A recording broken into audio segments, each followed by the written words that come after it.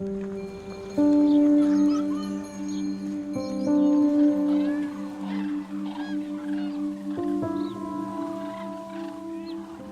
is life.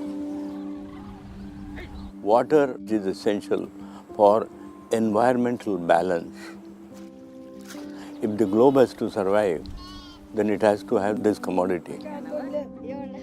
India is very rapidly running out of fresh water. In the next 10 years, it's projected that the consumption rate of water will exceed the rate at which it's replenished by rainfall. And even the water that is available in the ground is most often compromised. As we looked throughout India, the most common contaminant of water is salt.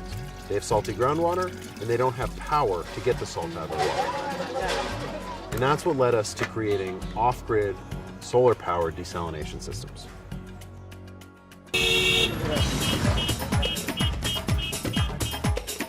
The way that I discovered the need for desalination to begin with and the specific needs within desalination was by going out into the villages. And so we are meeting to find out what the issues are. We went to one village where we spoke with a large group of teachers from the community. The main thing they wanted to bring forward to us was that oftentimes kids would come into the classroom and have extreme stomach pains or stomach aches. And it was very hard for these students to learn because of that. You could tell on their faces how much this is something they worry about and how much this is something they deal with on a daily basis. The water supply is contaminated, and my daughter was always in pain. I had to repeatedly take her to the doctors in Jalgaon.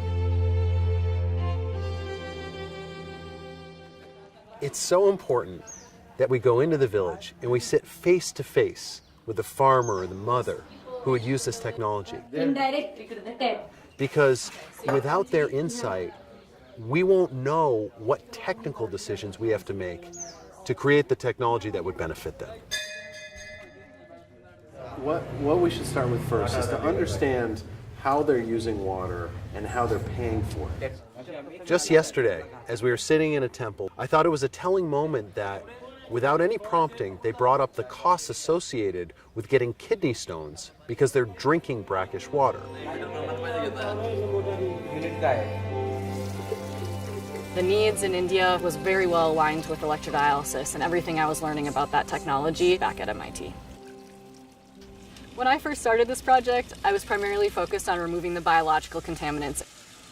While my system still does that because that's incredibly important, I'm also removing salts within the water. Electrodialysis is particularly well suited for rural communities in India for a number of reasons. The first is that it requires substantially less energy. The second is that we're not wasting nearly as much water. The third component is that electrodialysis is incredibly robust, and all of those things go into the maintenance and reliability of the system. Now we're working with Tata Projects, which is a big infrastructure company that already has a business making village-scale desalination systems. And what we've learned from them is that the big barrier to really providing clean water throughout India is going off-grid. And right now they're limited with reverse osmosis because of the cost of off-grid energy. But with solar-powered electrodialysis, we can do it. And with a partner like Tata Projects, we can manufacture and scale this technology throughout India. We've proved that it's technically feasible. What I'm looking at is, can we really drive that cost down?